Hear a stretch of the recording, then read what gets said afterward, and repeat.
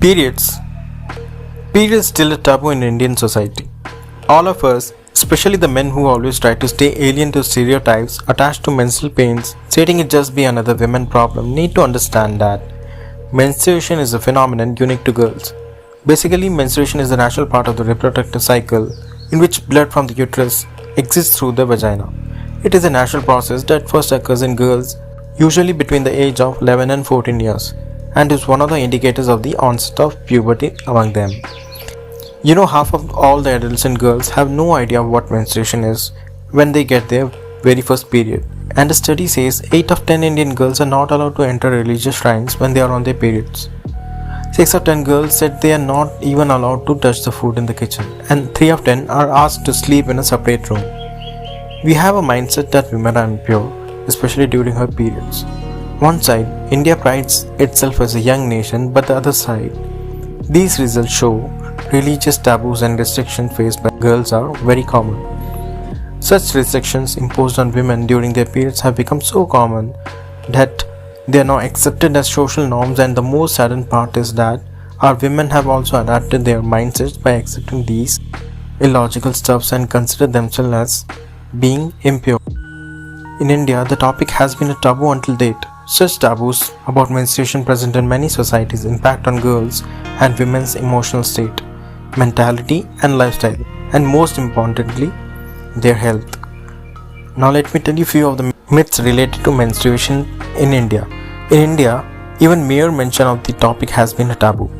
Culturally, in many parts of India, menstruation is still considered to be dirty and impure.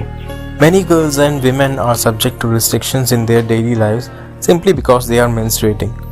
Menstruating girls and women are also restricted from offering prayers and touching holy books. In some cultures, women bury their clothes used during menstruation to prevent them being used by evil spirits.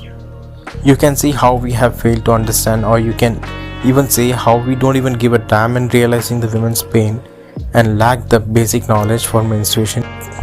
There seems no reason which justifies all these myths and calling women as impure. Apart from the preset social problems, women tend to go through so many psychological problems due to these myths and blind beliefs. Menstruation is ovulation followed by a missed chance of pregnancy that results in bleeding from the endometrial vessels and is followed by the preparation of the next cycle. We need to register this in our mind that menstruation is nothing but a very common biological phenomenon, and only adolescent girls and women have the power of creating you. If a bleeding woman is impure during her periods, then what about us, whom she gives birth with the same blood and pain? We need to raise the awareness, especially among the boys and adolescent girls, related to menstrual health and hygiene. Young girls often grow up with limited knowledge of menstruation because their mothers and other women shy away from discussing the issues with them.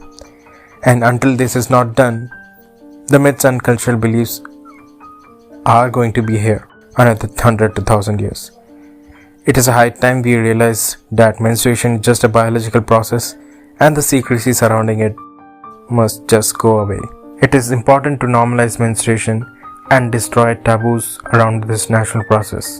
So let's speak up. This is not just a women thing. This is a human thing. Please do not wait for the change. Let's be the change.